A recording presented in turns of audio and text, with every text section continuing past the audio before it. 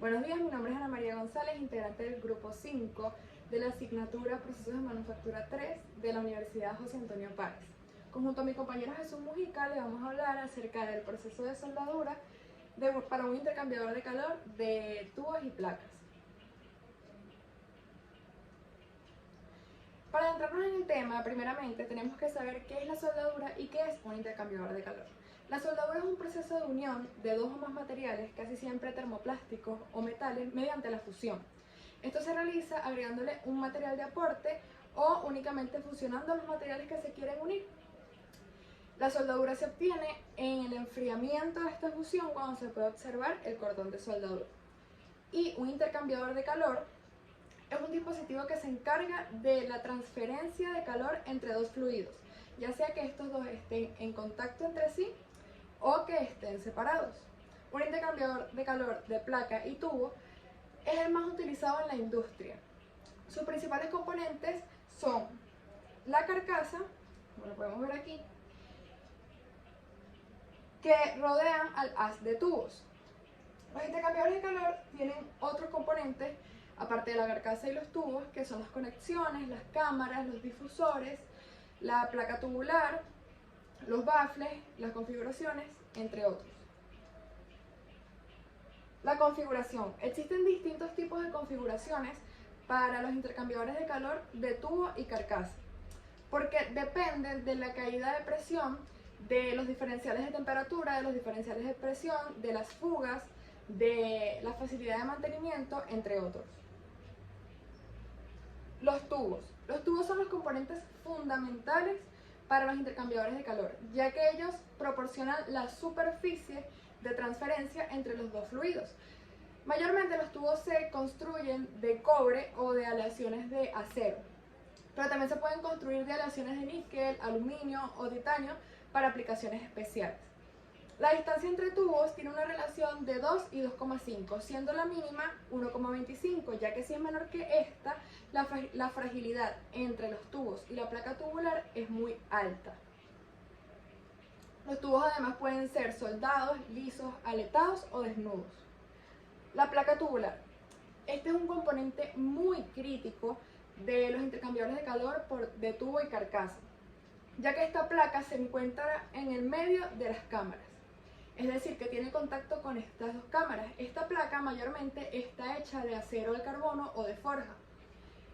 Esta placa debe ser resistente a la corrosión, debe ser resistente a los diferenciales de presión y a los diferenciales de temperatura.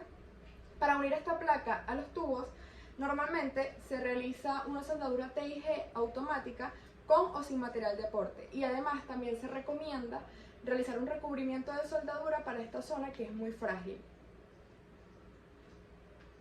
Los difusores.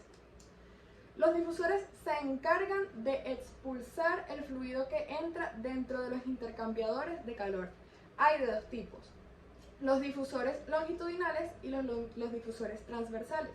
Los difusores longitudinales se encargan de transportar el líquido por medio de la carcasa. En cambio, los difusores transversales se encargan de mantener a los tubos en su posición correcta durante el proceso, se encargan de guiar al fluido por la carcasa y se encargan de alivianar las vibraciones producidas por los fluidos.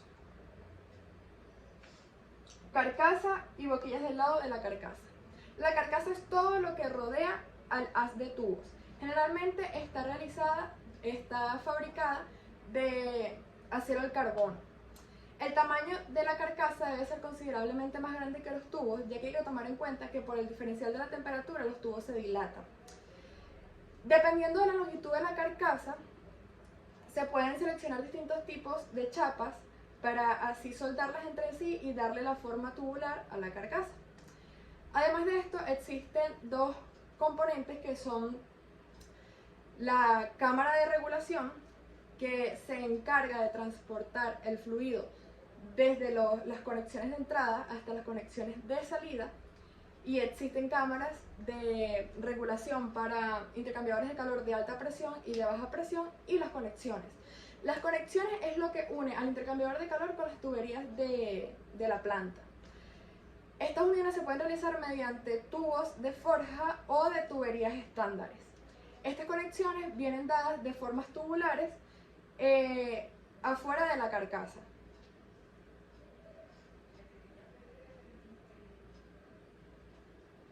Empresas especializadas en la fabricación y en el mantenimiento de intercambiadores de calor. Existe una diversidad enorme de empresas mundiales que se encargan del mantenimiento, fabricación, diseño, producción, distribución de intercambiadores de calor, entre las cuales podemos mencionar la MBS.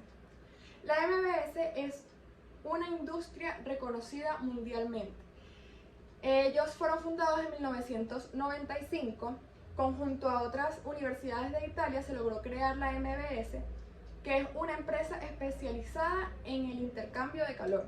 Es una empresa que tiene una amplia gama de intercambiadores de calor y que es reconocida en varias áreas como el transporte, en la industria química, petrolera, entre otros. Además tiene certificaciones ISO 9001 y EHDS. Thermofin. Thermofin fue fundada en 1993. Es una empresa mundialmente reconocida ya que es especializada en intercambiadores de calor de tubo y carcasa. Thermofin se caracteriza porque la mayoría de sus intercambiadores de calor son personalizados, es decir, que ellos realizan o diseñan intercambiadores de calor que cumplen con las características y requisitos de cada empresa. HRS, fundada en 1981, es una empresa también muy reconocida, especialista en intercambiadores de calor y transferencia de energía. Y por último, Kelvion, que Kelvion es una empresa mundial de distribución y diseño de intercambiadores de calor de tubo y carcasa. Es una empresa muy reconocida ya que posee el catálogo más amplio reconocido mundialmente de intercambiadores de calor. Además que son especialistas y están especializados en toda el área que es transferencia de calor e intercambiadores y tubos. Normas nacionales e internacionales por las cuales se rige el diseño y soldadura de los intercambiadores de calor. Tenemos las normas tema. Todo intercambiador de calor se diseña según la Asociación de Fabricantes de Intercambiadores de Calor de Tubo, es decir, las temas. Las temas tienen distintos estándares que nos señalan las regularizaciones en cuanto a diseño y presiones que deben llevar los intercambiadores de calor. Entre las clases que nos proporciona esta normativa tenemos la clase R, que es para aplicaciones petroleras y procesos similares, la clase C, que es para procesos comerciales, y la clase B, que es para procesos químicos. Estas aplicaciones tienen las siguientes limitaciones. El diámetro interno de la carcasa debe ser menor o igual a 1.524 milímetros o 60 pulgadas. Las presiones admitidas son menores o iguales a 207 bares o 3000 psi. Y la relación diámetro interno carcasa debe ser de 150.000 milímetros bar o 60.000 psi pulgada. Las normas ISO.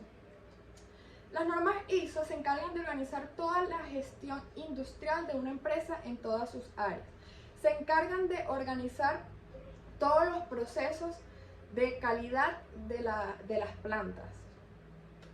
Las normas ISO se dividen en distintas gestiones, de las cuales podemos mencionar gestión de calidad, que son las series ISO 9000.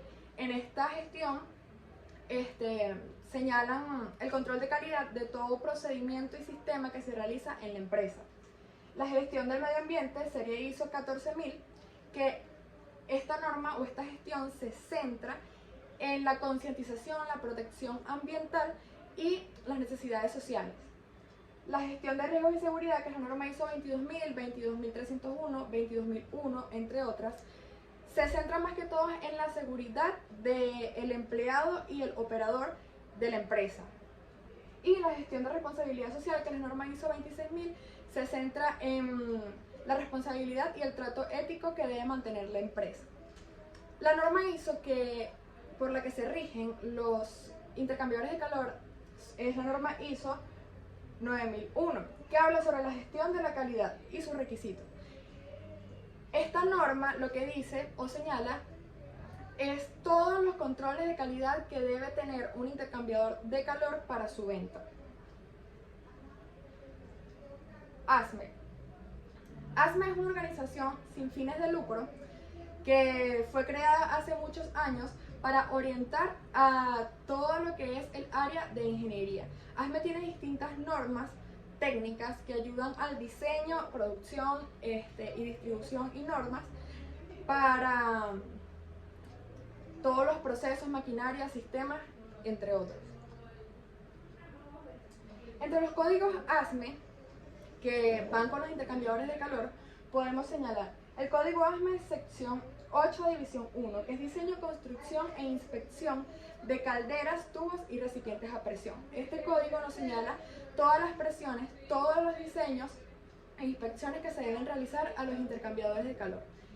Y el código ASME sección 9, que señala la soldadura, desarrollo, calificación y procedimientos de soldadores. Este código lo que señala es todas las certificaciones que deben tener los soldadores, además de todos los procedimientos que se deben realizar en la soldadura en las plantas. National Board. Estas normas fueron creadas para los inspectores en jefe. Luego fueron reconocidas mundialmente y hoy en día se utilizan más que todo en Canadá y Estados Unidos. Poseen normas para el diseño, la limitación, producción, control de calidad de intercambiadores de calor. CSA. CSA es un grupo de estándares. Tiene estándares de hasta más de 57 áreas. Las normas CSA se enfocan más que todo en la inspección, supervisión, mantenimiento, diseño, materiales de intercambiadores de calor y recipientes a presión. En cuanto a las normas CSA, la que más va con los intercambiadores de calor es la CSA B51 edición 2009, que habla sobre el código de calderas, tubos y recipientes a presión. Esta norma habla sobre todas las presiones manométricas que se debe tener en cuenta para el diseño de esta maquinaria. Convening. Convening son las normas nacionales para el diseño, procesamiento, gestión, maquinaria, materiales, seguridad de Venezuela. Convening en su acrónimo significa Comisión Venezolana de Normas Industriales. En cuanto a todas las normas que presenta Convening, la más destacada para intercambiadores de calor es la Convening 2170-97, que habla de todos los procesos de soldadura de tubos de acero al carbono a intercambiadores de calor. Habla de todo tipo de procesos de soldadura que se puede realizar, control de calidad, materiales de aporte que se pueden utilizar, presiones que se deben tener en cuenta, entre otros.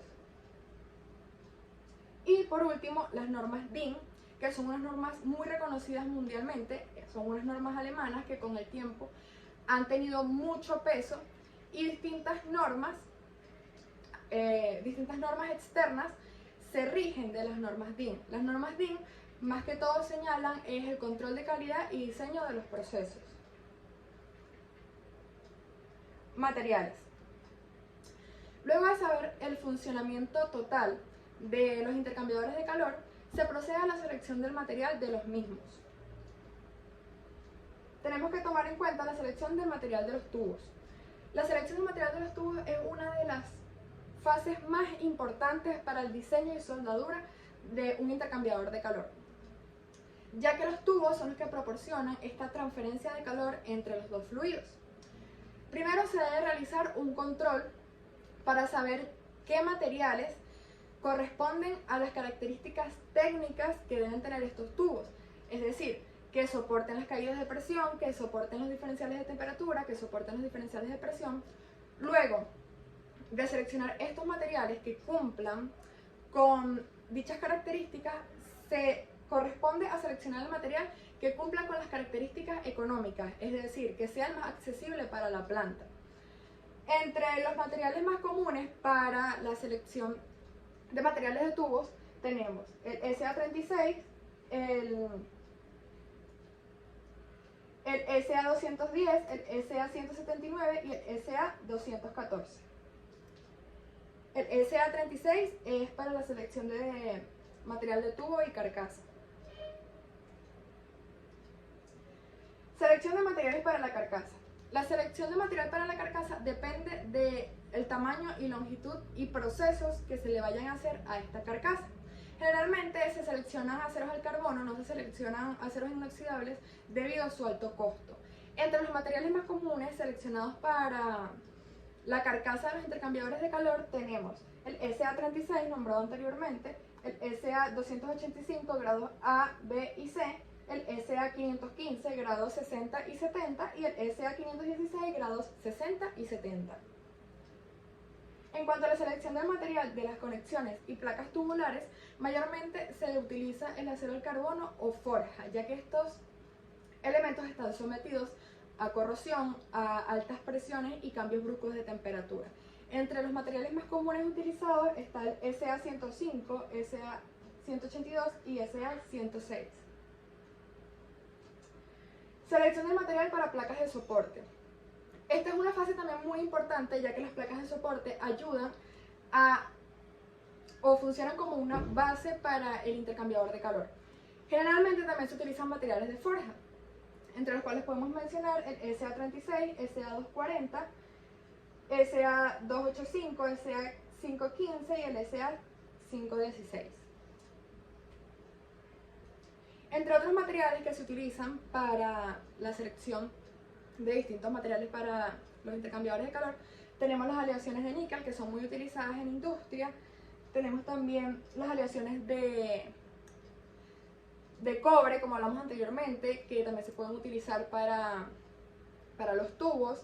Aleaciones de aluminio, que el aluminio es muy utilizado también industrialmente. Y tenemos también el acero inoxidable, que se utiliza para bridas en uniones donde no sean soldadas. Inspector de soldadura. El inspector de soldadura es un trabajador muy capacitado. Su función principal es inspeccionar o supervisar todo tipo de proceso de soldadura que se haga en la planta. El inspector de soldadura debe tener conocimiento de todos los tipos de soldadura, todas las posiciones que se debe realizar la soldadura, debe tener conocimiento de planos, debe saber leer la simbología de la soldadura, debe gestionar el control de calidad de la soldadura, saber qué tipo de materiales se utilizan, qué tipo de materiales de base también se utilizan, qué tipo de electrodo se puede utilizar, la maquinaria necesaria, el tipo de corriente que se debe utilizar. El inspector de soldadura debe tener un conocimiento amplio en toda el área de la soldadura para que se pueda inspeccionar y supervisar el control de calidad de la soldadura realizada por el soldador. Además, debe estar capacitado en distintas certificaciones y debe tener buena salud física, debe tener buen ojo, debe tener un buen conocimiento acerca de todo lo que es la seguridad y salud en el área de trabajo, entre otros.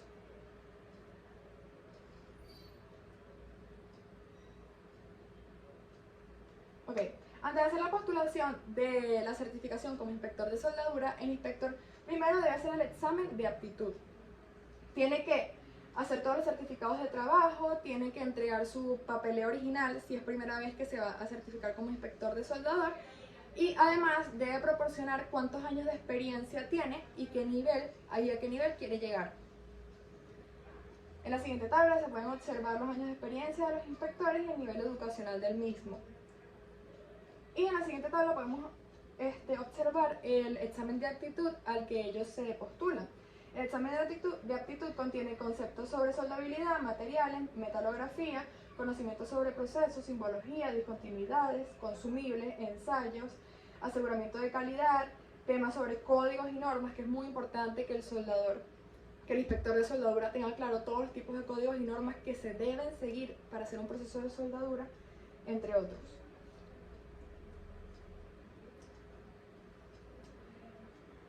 La norma de certificación de inspectores de soldadura tiene 3 niveles. Inspector de soldadura certificado senior, inspector de soldadura certificado e inspector de soldadura certificado asociado. Todo esto es para la certificación AWS. El soldador. El soldador es el trabajador que se encarga de la unión de dos o más materiales por medio de la fusión. ya sea agregando o no material de aporte. Un soldador necesita tener capacidad de trabajar bajo presión, tener buena coordinación ojo-mano, tener fuerza en las manos, saber qué tipo de maquinaria se va a utilizar para realizar la soldadura, tener buen manejo de herramientas de soldadura, tener capacitación de todos los tipos de soldadura que se deben realizar, materiales que se deben utilizar, tipos de electrodos que se deben utilizar, además de que debe tener actitud física para levantar y transportar equipos, entre otros. Para realizar la certificación como formador de soldadura se deben seguir los siguientes pasos. Primero se debe bajar la forma de solicitud y los estándares en la página, además del checklist. Luego se debe llevar la solicitud hacia el departamento de la AWS, donde se realizará una prueba de control de calidad. Luego de realizar esta prueba de control de calidad, se contratará una fecha para fijar la auditoría de la Junta. Luego en la auditoría de la Junta se habla con el asesor que orientó o que estuvo en la prueba del que desea postular a la soldadura, y allí se hablan todas las observaciones que tiene el asesor. Además de esto, se realiza una prueba que consta de dos partes. Una primera parte que consta de selección múltiple y una segunda parte donde se evalúa la práctica del soldador. Finalmente, luego de todas estas pruebas y requisitos, se obtiene el certificado de soldador por la AWS. Ayudante de soldador. Todos los soldadores certificados requieren de un ayudante que limpie la zona de trabajo, que los atienda mientras están haciendo el proceso de soldadura, entre otros. El ayudante de soldador se encarga de todas las acciones menores en la soldadura, es decir, se encarga de la limpieza del área donde el soldador va a realizar el trabajo, de colocar los parabanes, de guardar los materiales, de tener a la mano los electrodos para el soldador, de estar pendiente si la máquina está conectada, si está en la corriente adecuada, estar pendiente de que no haya escombros en donde está el soldador, que la máquina no esté cerca de lugares húmedos o charcos de agua, entre otros. Seguridad y salud del inspector de soldadura, soldador y ayudante de soldador. Tanto el inspector de soldadura como el soldador y el ayudante de soldador siempre están expuestos a grandes riesgos durante el proceso de soldadura, entre los cuales podemos mencionar quemaduras por contacto del soplador, inhalación de gases tóxicos, están expuestos a radiaciones que dañan a los ojos, están expuestos a caídas, a que se caigan herramientas, a explosiones en la soldadura, quemadura por chispa, ingesta de sustancias nocivas para la salud por una mal limpieza, inhalación de vapores tóxicos como el plomo, ingestión de polvillos, ruido provocado por las máquinas de corte. Para evitar esto, se recomienda realizar un mantenimiento completo en el área en donde el soldador va a realizar el trabajo. Se recomienda realizar una limpieza, quitar todos los escombros, tener las máquinas óptimas para realizar los procesos de soldadura, utilizar el equipo necesario para la seguridad del soldador, utilizar la maquinaria necesaria, los materiales especificados. Además que se debe limpiar toda el área, tanto al principio como al final del proceso de soldadura, y se debe tener en cuenta que el proceso de soldadura no se puede realizar en un ambiente tan húmedo y que no hayan tantos charcos de agua, además de que tampoco haya aceite en el piso para evitar caídas.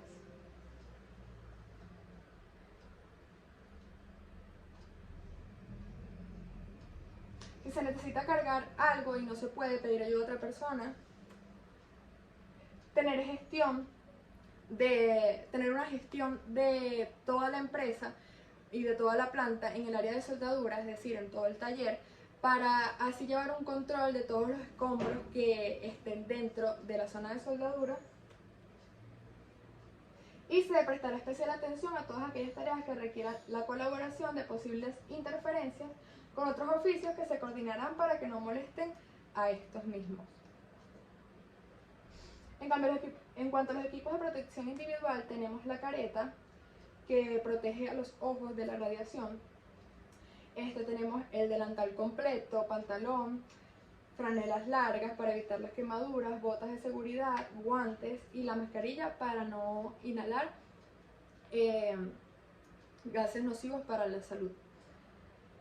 Bueno, esta fue toda mi exposición. Continuamente mi compañero Jesús Mujica les estará hablando de la continuidad del proceso de soldadura, de los intercambiadores de calor, de tubo y chapa. Gracias.